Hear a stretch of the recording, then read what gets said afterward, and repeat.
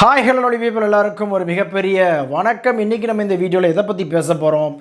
S, of course, தமிழக வெற்றி கழகத்துடைய தலைவரும் நடிகருமான திரு விஜய் அவர்களுடைய ஜனநாயகன் திரைப்படம், அதோடைய அந்த கேஸ் ஒன்று போட்டிருந்தாங்க இல்லையா?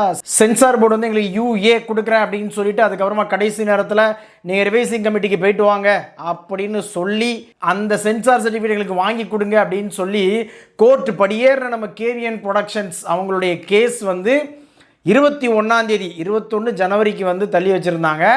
ஆனால் ஒரு அர்ஜென்ட் பெட்டிஷன் அப்படின்றது மூலமாக அந்த 21 அப்படின்றத வந்து 20 மாற்றி வச்சுருந்தாங்க.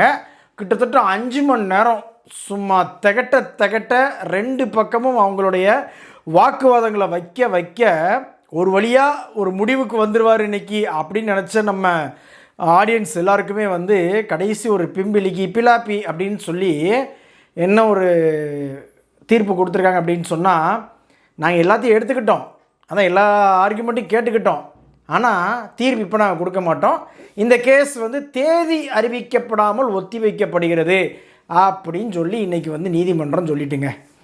அதாவது ஈகோ கிளாஷா இல்லை வம்படியாக இந்த படத்தை வெளிவர விடக்கூடாதுப்பா அப்படின்ற அந்த ஒரு டார்கெட்டா, இப்படி பல கோணங்களில் பல விதமாக பல பேரும் யோசிச்சுட்ருக்குறாங்க.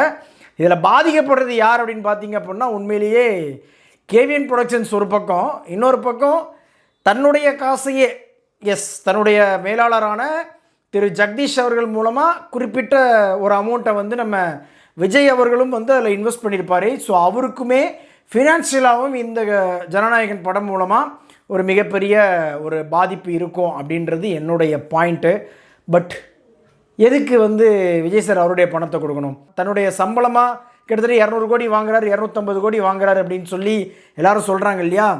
அதில் ஒரு சர்டன் பெர்சன்டேஜை வந்து இன்வெஸ்ட்மெண்ட்டாக கூட வச்சுருக்கலாம் இல்லையா அப்படின்றது நம்மளுடைய பாயிண்ட்டு. சரி, ஓகே, இப்போ எனக்கு என்ன அப்படின்னு சொன்னால், உனக்கு என்ன வரந்தால் எங்களுக்கு என்னடா அப்படின்னு நீங்கள் கேட்கலாம். பட் இருந்தாலும் ஒரு சினிமா லவ்வராக நமக்கு வந்து அப்படி என்னடா இந்த படத்தில் வந்து பிரச்சனை, இவ்வளோ தூரத்துக்கு வந்து ஒரு central board of film certification வந்து அந்த சான்றிதழை கொடுக்கறதுல என்ன பிரச்சனை அப்படின்னு கேட்டிங்க அப்படின்னா, 2 முக்கியமான பிரச்சனை சொல்கிறாங்க. ஒன்று வந்து மத ரீதியான ஏதோ ஒரு விஷயம் வந்து இந்த படத்தில் வந்து ஹெவியாக இருக்குது, அதனால் மத பிரச்சனைகள் வர்றதுக்கு அதிகப்படியான வாய்ப்புகள் இருக்கிறதா ஒன்று. அதுக்கப்புறம் இன்னொன்று வந்து இந்த இராணுவ தளவாடங்கள் இதெல்லாம் வந்து படமாக்கியிருக்கிறாங்களாம். அதெல்லாம் எடுக்கிறப்ப வந்து ஒரு இராணுவ அதிகாரி அல்லது எக்ஸ் இராணுவ அதிகாரி அவங்ககிட்ட இருந்து ஒரு என்ஓசி வாங்கணும், அவங்கக்கிட்ட வந்து இந்த படத்தை காமிச்சோ அல்லது அந்த விஷயங்கள்லாம் ஷூட் பண்ணுறப்ப அவங்கக்கிட்ட அவங்களுடைய ஆலோசனைகளை பெற்று அப்படின்னு சொல்லி இந்த 2 பாயிண்ட்டையும் தான் சொல்கிறாங்க. இந்த பஞ்சாயத்து எங்களுக்கு தெரியுமே அப்படின்னு கேட்குறவங்களுக்கு இந்த பஞ்சாயத்து எல்லாருக்குமே தெரியும். பட் இருந்தாலும் இன்னும் தெரியாத சில மக்கள் இருப்பாங்க இல்லையா, அவங்களுக்காக நான் வந்து சொல்ல கடமைப்பட்டிருக்கிறேன். அது போக தயாரிப்பு சைட்லேருந்து என்ன ரொம்ப ஸ்ட்ராங்காக கேட்குறாங்க அப்படின்னா, 25 நீங்கள் வந்து படத்தை பார்த்தீங்க, அன்றைக்கே வாய்மொழியாக இந்த படத்துக்கு யூஏ சான்றிதழ் நம்ம தரலாம் அப்படின்னு சொல்லி 5 சாயங்காலம் ஒரு மெயில் வந்து இந்த மாதிரி ரிவைசிங் கமிட்டிக்கு அனுப்புங்க அப்படின்னு சொன்னால், 9 படத்தை ரிலீஸ் பண்ணுன்னு சொல்லி டார்கெட் ஃபிக்ஸ் பண்ண எங்களுக்கு அது பெரிய சிக்கல் அப்படின்றதுக்காகத்தான் நாங்கள் கோர்ட் படி ஏறணும். இப்போ சிபிஎஃப்சிக்கு என்ன பிரச்சனை அப்படின்னு சொன்னால், நாங்கள் ஒரு விஷயம் சொல்லியிருக்கோம், ஆனால் நீங்கள் அதை விட்டுட்டு நீங்களாக கோர்ட்டில் போய் ஒன்று பண்ணுவீங்க அப்படின்னா எங்கள் ஈகோவை நீங்கள் சுரண்டி பார்க்குறீங்களா அப்படின்ற மாதிரி அந்த ஈகோ கிளாஷ் அப்படின்றது ஒரு பக்கம். ஆனால் என்ன தான் ஈகோ கிளாஷாக இருந்தாலும் இதுக்கு பின்னாடி பயங்கரமான அந்த அரசியல் நெருக்கடிகள் அப்படின்றது வந்து இருக்குதோ அப்படின்றதுல வந்து எந்தவித டவுட்டுமே கிடையாது. இதில் வந்து நம்ம தாவேக்காவோட ஊடக பிரிவுகளாக இருக்குது பாருங்கள், அவையெல்லாம் சொல்கிற மாதிரி சிபிஎஃப்சி சென்ட்ரல் கவர்மெண்ட் கண்ட்ரோலில் வருது, அந்த சென்ட்ரல் கவர்மெண்ட்டுக்கும் இங்கே இருக்கிற ஸ்டேட் கவர்மெண்ட்டுக்கும் ஒரு ரகசிய உறவு இருக்குது அப்படிலாம் நம்ம பேச முடியாது. அப்படிலாம் நம்ம பேசிட்டோம் அப்படின்னு சொன்னால் நம்மளையும் தற்கொலையை சேர்த்து விடுவாங்க. நம்ம அந்த மாதிரிலாம் பேச விரும்பலை.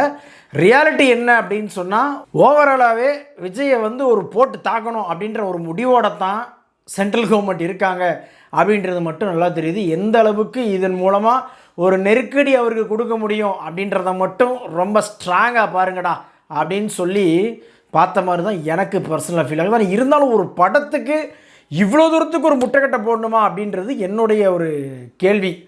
திருப்பியும் அட்லீஸ்ட் அந்த போர்ஷன்ஸ் எல்லாத்தையும் நீங்கள் வந்து ரிமூவ் பண்ணிட்டு வாங்க, அல்லது அதுக்கு தகுந்தாப்புல நீங்கள் வந்து மாற்றி கொடுங்க அப்படின்னு சொல்லி அதுக்குண்டான அந்த வேலைகளை பார்ப்பாங்களா? இந்த படத்தை ரிலீஸ் பண்ணாமல் இருக்கிறதுக்கு என்ன முட்டுக்கட்டை போட முடியுமோ அதைத்தான் திருப்பியும் இந்த சிபிஎஃப்சி பண்ணுறாங்க அப்படின்றது நல்லா கண்கூட தெரியுது. ஸோ இந்த விஷயத்தை பொறுத்த வரைக்கும் ஃபஸ்ட்டு ஸ்டார்டிங்லாம் வந்து நம்ம வந்து என்னடா இது அப்படின்ற மாதிரி யோசித்தோம். பட் இப்போல்லாம் பாவமாக இருக்குடா அப்படின்ற ஒரு ஃபீலுக்கு வந்துருச்சு. எப்படா அந்த படத்தை ரிலீஸ் பண்ணுவீங்க, நாங்களும் பார்க்குறோம் அப்படின்ற மைண்ட் செட்டுக்கும் நம்ம வந்து வந்துட்டோம் அப்படின்னு தான் சொல்லி ஆகணும். அதுவும் மத்திய அரசு நெருக்கடி கொடுக்குதுன்னு வச்சுக்கிடுங்க, நம்ம கண்டிப்பாக அதை சப்போர்ட் பண்ணி ஆகணும். ஆமாம், அதில் மாற்றுக்கிறதே கிடையாது. சரி, ஓகே, இப்போ வந்து தேதி குறிப்பிடாமல் இவங்க ஒத்தி வச்சுட்டாங்களே, ஜனநாயகன் இப்போதைக்கு இன்னும் ரீசன்ட் டைமில் வர்றதுக்கு வாய்ப்பு இருக்கா அப்படின்னு கேட்குறவங்களுக்கு சட்ட ரீதியாக போனால் இதே மாதிரி தான். இன்னும் வந்து அவங்க டைம் எப்போ கொடுக்குறாங்களோ அப்போ தான் போய் ஆகணும். அதை தாண்டி இங்கே வந்து central board of film certification கூட நம்ம தயாரிப்பு நிறுவனமான கேவிஎன் ப்ரொடக்ஷன்ஸ் வந்து ஏதாவது ஒரு கூட்டணி வச்சு, ஐயா நாங்கள் இதெல்லாம் பண்ணுறோம், நீங்கள் எதாவது பண்ண முடியுமா அப்படின்னு கேட்டு, ஆனால் அது வந்து சட்டத்துக்கு உட்பட்டு வருமா அப்படின்ற கேள்விக்கு வந்து பார்த்திங்க அப்படின்னா, இல்லை ராஜா, இனிமேல் உங்களுக்கும் எங்களுக்கும் எந்த ஒரு தொடர்பும் வேண்டாம் அப்படின்னு சொல்லி central board of film certification வந்து கையை விரிச்சிருவாங்க அப்படின்ற மாதிரியான ஒரு விஷயமும் இருக்குது. ஸோ ஓவராலாகவே வந்து பார்த்திங்க அப்படின்னு சொன்னால் இப்போ இன்னும் சமீப காலத்தில் இந்த படம் வந்து வெளிவரதுக்கு வாய்ப்பு இல்லை அப்படின்ற மாதிரி ஒரு நியூஸு. இன்னொரு பக்கம் என்னென்னா, பிப்ரவரி மாதம் வந்து தமிழ்நாட்டுடைய எலெக்ஷன் அந்த இதை வந்து அறிவிச்சிருவாங்க. அதை அறிவிச்சிட்டாங்க அப்படின்னு சொன்னால் கண்டிப்பாக இந்த படத்துக்கு வந்து இப்போதைக்கு எந்த ஒரு விடிவு காலமும் பிறக்க போகிறதில்ல. எலெக்ஷன்லாம் முடிஞ்சு ரிசல்ட்லாம் வந்ததுக்கு அப்புறமா தான், அதுக்கப்புறமாவும் எத்தனை நாள் கழித்து இது நடக்க போகுது அப்படின்றது புரியாத புதிரே அப்படின்னு இண்டஸ்ட்ரி வட்டாரங்களில் பேசிகிட்டு இருக்காங்க மக்கள்.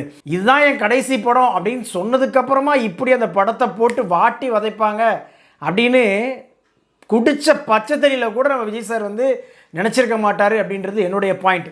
தடைகள் வரும், ஆனால் தடைகளை உடைத்து கரெக்டான நேரத்தில் கண்டிப்பாக படம் ரிலீஸ் ஆகிரும் அப்படின்னு நினச்சிருந்துருப்பார். ஆனால் இந்த அளவுக்கு முட்டுக்கட்டை போடுவாங்க அப்படின்னு சொல்லி அவர் கூட நினச்சிருக்க மாட்டார் அப்படின்றது நம்மளுடைய பாயிண்ட் மக்களே. ஸோ வெயிட் பண்ணுவோம்.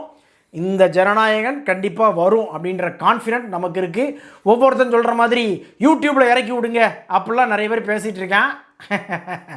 அது அந்த மாதிரியான படங்களுக்கு வந்து வாய்ப்பு இருக்குது ராஜா. நீ யாரையா கம்பேர் பண்ணி பேசினல்ல, அந்த படத்தை அங்கே விட்டுக்கலாம். ஏன்னா அந்த படத்துக்கு பட்ஜெட்டே அவ்வளோதான் இருக்கும். பட் இது அப்படி கிடையாது. இந்த படத்துக்குன்னு சேட்டலைட் இருக்குது, டிஜிட்டல் இருக்குது. இது போக ஒவ்வொரு ஏரியாவாக தியேட்டருக்காரங்க வாங்கியிருக்கிறாங்க. மிகப்பெரிய பஞ்சாயத்து ஆகி போயிடும். சரியா, அது வாங்கிறதுக்கு ஆள் இல்லாமல் யூடியூப்பில் ரிலீஸ் பண்ணாங்க. ஆமாம், இதை சொன்னால் சரி ஓகே விடுங்க.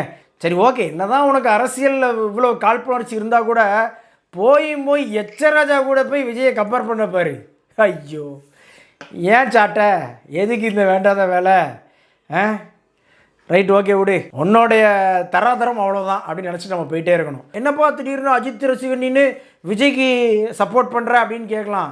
ஒரு சினிமா லவ்வர், விஜய்க்குன்னு ஒரு மரியாதை இருக்குது, அந்த மரியாதையை நான் கொடுத்தாகணும். ஓகேவா? வீடியோ பிடிச்சிருந்துச்சி அப்படின்னா லைக் பண்ணுங்கள், ஷேர் பண்ணுங்கள். சேனல்ஸோட வீடியோஸை ஒன்று பார்க்கணும் அப்படின்னா உடனே நம்ம சேனலை ஏன்னா சப்ஸ்கிரைப் பண்ணுங்களேன்.